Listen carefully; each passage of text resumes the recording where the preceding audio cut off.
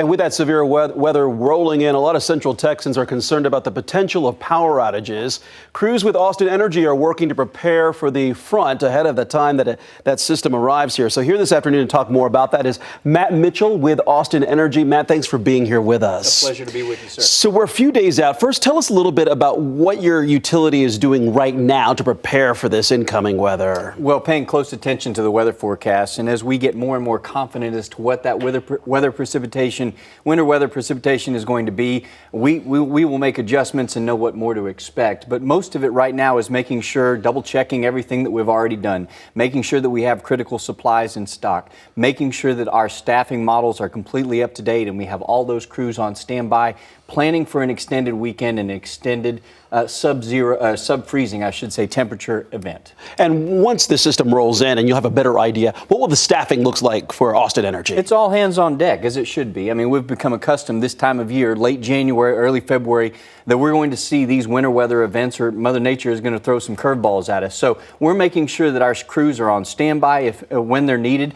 We're making sure that our critical supplies, again, are distributed among our service territory. We've got over 400 square miles on an Austin Energy service territory, Mark. So we've got a lot to consider and a lot to cover. But certainly as we get closer to that winter weather event, we see what that accumulation might be. That helps us just kind of hone in even more so on our response. You know, Matt, this has been the talk of the town for the last several days. Understandably. Yeah, a lot of people remember 2021, 2023 and those winter storms and what happened then. A lot of people were out in the cold, so to speak, without power. So we're not expecting that level. But what are the lessons that were learned from those two weather systems that Austin Energy has taken and put into practice now? We learned a lot from those winter weather events. Certainly 2021, 2023, very different events. 2021, you may recall, was a statewide generation event. We didn't have enough power throughout the state, so ERCOT mandated rolling blackouts, and we were affected by that in Austin. Certainly in 2023, the ice storm was primarily focused on our Austin metro area, wreaked havoc on our urban canopy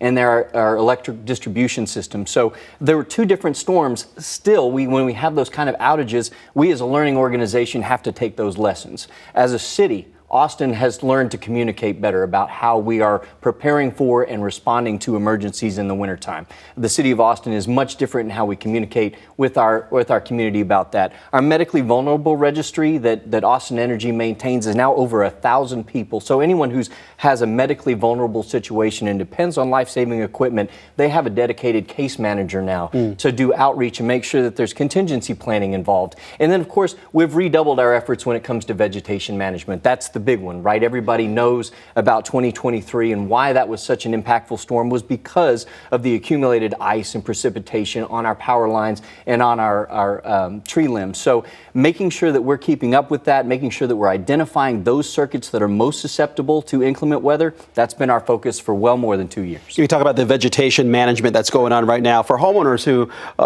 might want to get ahead of this, but they have a tree that is with branches touching a power line. What should they do in that situation? Should they call a contractor or should they contact Austin Energy right now? It's always a great idea to call Austin Energy first. If you have any concerns about a power line near your property or near your tree that's on your property, make sure you give us a call. We'll make sure to send someone out there to examine it, to make sure that it's safe, and if it's not, to schedule that to be taken care of either by Austin Energy or with a contractor. So that's a huge point. Thanks for bringing it up. And a real quick point for people who just need to do something right now to prepare, what is the one thing they should be doing? Have a plan. We have a plan as a utility. We want to make sure that our community is weather aware, has their home ready for that, has extra batteries for the flashlight. Make sure that you've got those emergency preparations in place in case of a worst case scenario. We hope no one has to evacuate, leave their home for any reason because of an extended power outage, but it's always good to have that plan in place. It lessens the anxiety on your family. I have one. I've got extra flashlights. I'm ready to go.